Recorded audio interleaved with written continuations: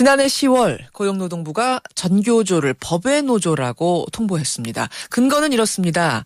해직 교사들을 전교조의 조합원으로 포함시키는 게 불법이기 때문이라는 겁니다. 하지만 전교조는 학교의 비리를 고발하다가 부당하게 해고된 교사들이기 때문에 배제할 수 없다고 버텼고요. 결국 법의 노조 통보를 받은 거죠. 그러자 전교조는 행정법원에 이 통보가 부당하다고 취소 소송을 냈는데요. 바로 오늘 그 1심 판결이 내려집니다. 만약 전교조가 오늘 패소를 하면 법의 노조가 되면서 단체 교섭권 사라지고요. 모든 정부 지원 끊기고요. 조합비 원천 징수도 중지되고요. 노조 전임자들은 학교로 복귀를 해야 하는 거죠. 오늘 1심 판결을 앞두고 법의 노조가 맞다는 측과 법의 노조가 아니라는 전교조의 입장, 일종의 최후 변론이 되겠네요. 차례로 들어보겠습니다. 먼저 전교조를 법의 노조로 판결해달라고 탄원서까지 낸 곳입니다. 공교육 살리기 학부모연합의 이희범 사무총장 연결을 해보죠. 사무총장님 안녕하세요. 예, 안녕하십니까. 왜 전교조가 법의 노조가 돼야 한다고 탄원서까지 제출하신 걸까요? 일단 실정법인 노동조합법을 위반했습니다. 그래서 2012년에 이미 최고법원인 대법원에서 전교조가 법의 노조라는 사실이 확정 판결이 되었기 때문에 네. 행정법원에서도 전교조 법의 노조 심판을 해야 된다고 저희들은 생각합니다. 네. 문제는 법적 판단이라는 말씀이신데 말씀하신 대로 지금 정부는 이제 해고 교사를 노조에 가입시키고 활동시킨 게 교원 노조법에 위반된 거다라는 이유를 댔습니다만 전교조 측에서는 부당하게 해고된 조합원이기 때문에 조합원 자격을 유지해야 한다. 이것은 국제노동기구 ILO에서도 그렇게 권고를 하고 있다라고 주장을 하는데요. 그건 전교조의 일방적 주장이고요. 부당 해고된 사람들은 다 복직이 되었습니다. 그리고 지금 현재 조합원이 아닌 자들은 부당 해고뿐만 아니라 실정법을 위반해서 해직된 교사들입니다. 그런데 문제가 된 그 해직 교사 9명을 이렇게 보니까요. 사학 비리를 고발하면서 도로에서 시위하다가 도로교통법 위반에 걸렸다든지 혹은 진보교육감 선거에서 소액 후원을 해서 선거법 위반으로 걸린 경우 이 경우는 이제 법적 다툼이 있어서 지금 헌법 소원까지 가는 상태고 이런 거기 때문에 말씀하신 대로 중대한 실정법 위반이냐라는 부분에 있어서 문제 제기를 하는 것 같은데요. 전교조는. 대한민국 법치국가고 작은 법이든 큰 법이든 위반하면은 이미 법을 위반한 것이 아닙니까? 도로교통법 위반이냐 아니냐의 문제가 아니다. 그렇죠. 어떤 작은 법이든 큰 법이든 그건 법 앞에 누구나 평등한 것이고 그러면 그 처벌을 받으면은 법적 판결에 따라야 되는 게 국민의 어떻게 보면 지금 이 시대를 살아가는 사람들의 사회적 약속인데 왜 다른 집단은 다 어떤 처벌을 받고 감내를 하는데 왜 전교조는 그걸 끝까지 그렇게 거부를 하느냐 이거죠. 전교조에서는 갑자기 이걸 문제 제기하고 법의 노조로 지정해버린 건 이건 어떤 전교조에 대한 탄압, 사형 선고, 정치적인 의도가 개입된 거라고 본다 이런 이야기를 합니다. 그러니까 과거부터 이런 일은 계속 있어 왔다는 건데 왜 갑자기 이러느냐라는 주장인데요. 이거는 갑자기가 아닙니다. 저희들 학부모단체도 수년간 전교조에게 노동제에서 교사로 돌아오라고 요청을 수없이 했고, 그리고 이제 전교조 추방을 위해서 저희들이 국민 60만의 서명까지 받기도 했습니다. 전교조 추방은 또 좀 다른 이야기인데, 전교조 추방이라는 건 또 어떤 의미일까요? 전교조가 어떻게 보면 교사 집단인데, 저희들 학부모가 봤을 때는 교육에 집중하고 해야 될 이 교사들이 너무 정치투쟁, 이념투쟁을 너무 많이 하고 있기 때문에, 학부모들 학생 입장에서는 올바른 교사의 길을 걷고 있지 않다.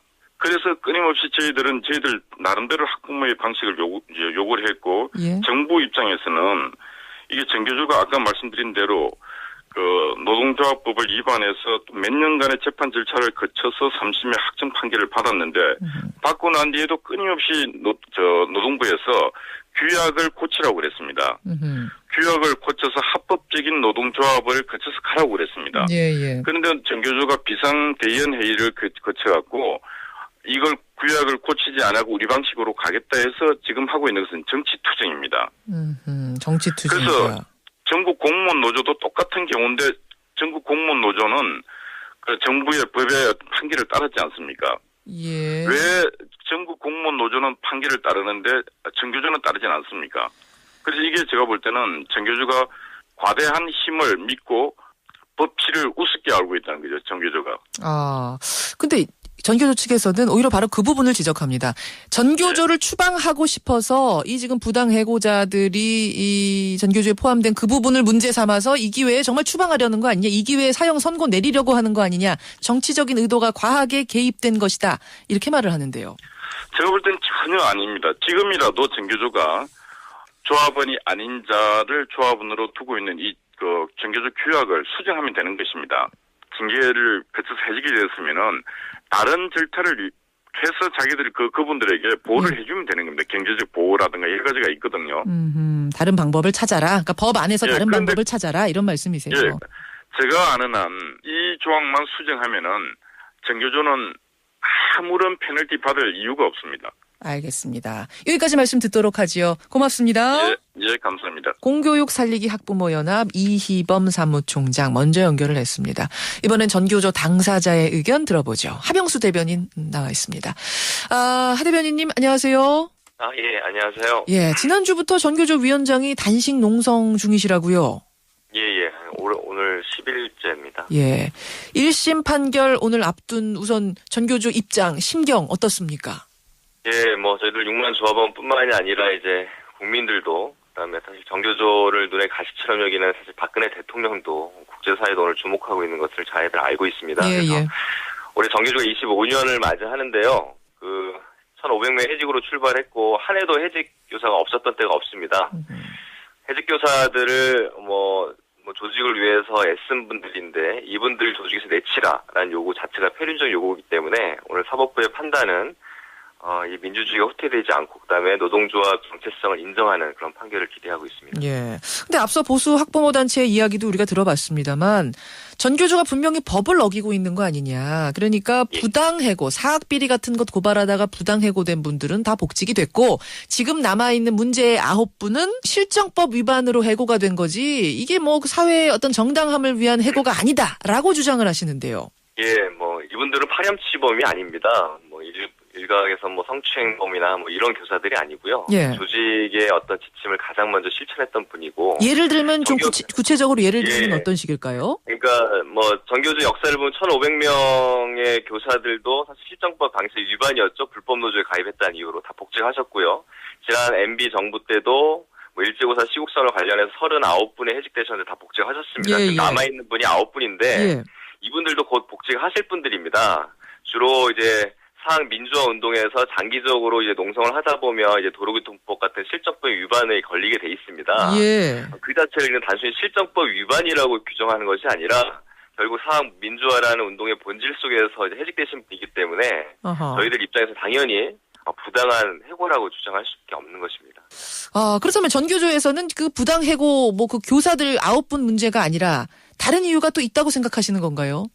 예, 지난 이제 법외노조 통보 과정에서 저희들은, 박근혜 새 정부가 전례 없이 전교조를 법 밖으로 내밀고자 하는 그 의도가 무엇일까 궁금해 생각해 봤습니다. 예. 그래서 전교조 탄압이 아닌가 그렇게 생각할 수밖에 없는 여러 가지 상황들이 있었고요. 그 구체적인 이유는 저희들 법외노조가 통보되면, 노조 전임자의 복귀는 당연한데, 사실 노조 원천 징수가 조합비 납부 체제도 끊고 사무실 임대 지원도 끊고 이거는 불법 노조가 아닌 이상은 그렇게 할 수 없는 거거든요. 예. 마치 때를 기다렸다는 듯이 그런 후속 조치들이 나왔던 것만 보더라도 이거 단순히 전교조를 법인 노조화시키겠다기보다도 전교조를 무력화시키려는 의도가 아닌가 그렇게 해석할 수밖에 없습니다. 그 9명이 그럼 이 9명 때문에 지금 법의 노조가 돼야 되는 상황이라면 그 9명 교사들에겐 좀 미안할 수도 있겠습니다만 전교조 입장에서는 그분들을 좀 배제시키고 가면 어떻습니까? 저희들도 법의 노조 자체에 대한 중요성보다도 왜 박근혜 정부가 들어서자마자 이제 전교조를 법 밖으로 내밀려고 하는가라고 했을 때는 박근혜 대통령과의 개인적인 인연은 사학법 개정 과정에서 심각한 다툼이 있었고요. 그때부터 이제 박근혜 대통령이 이제 전교조에 대한 이제 미움이 굉장히 커졌던 걸로 저희들 알고 있습니다. 그리고 작년 같은 경우도 이제 교학사 친일 교과서로 대표되는 교학사 교과서 채택에 대한 반대 운동을 전교조가 좀 진행을 했었고요. 했었죠. 여러 차례 박근혜 정부가 추진하고 있는 정책에 대한 비판적인 역할들을 많이 해왔습니다. 예. 그렇기 때문에 그것에 대한 일종의 보복 내지는 앞으로의 이제 교육 부분에 진보 교감 시대도 있지만은 저도 전교조가 학교에서 영향력들을 최대한 제어하기 위해서 법 밖으로 내몰고자 하는 의도가 분명히 깔려 있다라고 누구든지 그렇게 해석할 수밖에 없는 상황입니다. 예, 그렇기 때문에 더 9명 배제해라라는 그 주문에 굴복할 수가 없었다 이런 말씀이신 건가요? 저희들이 들어줘도요. 예. 어떻게든 전교조를 엮어서 법 밖으로 내밀려는 계획들은 갖고 있는 걸로 알고 있습니다. 9명 해고 노동자가 문제가 아니라 그거 해결하고 나면 또 문제 다른 게 생길 거다? 그렇습니다. 그래서 탄압이 중단될 리가 없고 이번 정부 내내는 어쨌든 전교조에 대한 타격을 좀 주고자 하는 그런 과정들이 계속 예상이 되기 때문에 단순히 법의 노조만 보고 저희들은 대응할 수는 없는 부분입니다. 오늘 1심 결과 어떻게 보고 계세요?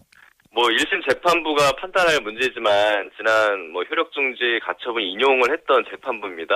그 당시 이제 해직교사가 있다고 해서 그것이 노조의 자주성을 침해했는지에 대해서는 다툼의 소지가 있다라는 게 현재 1심 재판부의, 지난번에 판결문이었습니다. 예, 예. 그래서 그 맥락이라면 충분히 저희들이 승소할 수 있겠지만, 법리적인 판단보다는 좀, 지금 박근혜 정부의 어떤 의중을 살피는 판결이 나오지 않을까 그런 우려도 좀 되는 부분이 있습니다. 만약 패소가 되면은 항소는 당연히 하실 거죠?